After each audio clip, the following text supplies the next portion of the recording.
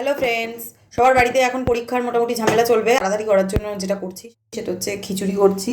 তো চাল দেখো নিয়েছি, এখানে নিয়েছি ছোলার ডাল, অল্প একটু নিয়েছি মুসুরির ডাল, আর নিয়েছি মুগের ডাল। মুগের ডাল কিন্তু আমি ভাজিনি, ঠিক আছে?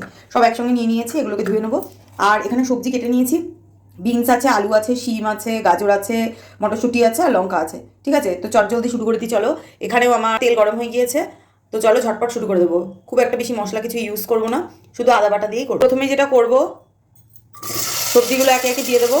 আর এখানে তেলটা মনে হচ্ছে দেখে অনেকটা দিয়েছি, কিন্তু তেল খুব একটা দিইনি। আমি রান্নায় একটু কম তেলই ব্যবহার করার চেষ্টা করি, যেহেতু এটা কুকারটা আমার খুব একটা বেশি বড় না, সেই জন্য হয়তো এরকম দেখতে লাগছে। তো যাই হোক, সবজিগুলো দিয়ে দিয়েছি। যেটা করবো, সবজিগুলোকে একটু নেড়ে নেব,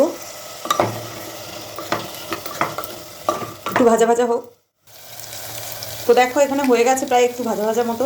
এবার আমি এখানে এটা ভিজিয়ে রেখেছিলাম ধুয়ে, ওই আর কি যতটুকু সময় আর কি ওই সবজিগুলো ভাজতে সময় লাগে ওইটুকু টাইম।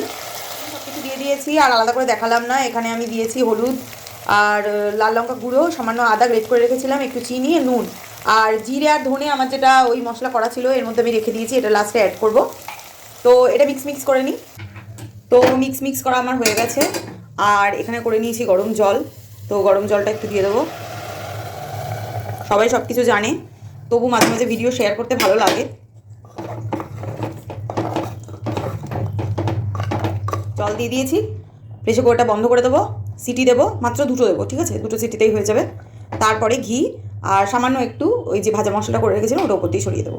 তো সিটি মেরে নিই দুটো। তো বন্ধুরা, আমার দুটো সিটি দেওয়া হয়ে গিয়েছে, চলো খুলে দেখে নিই।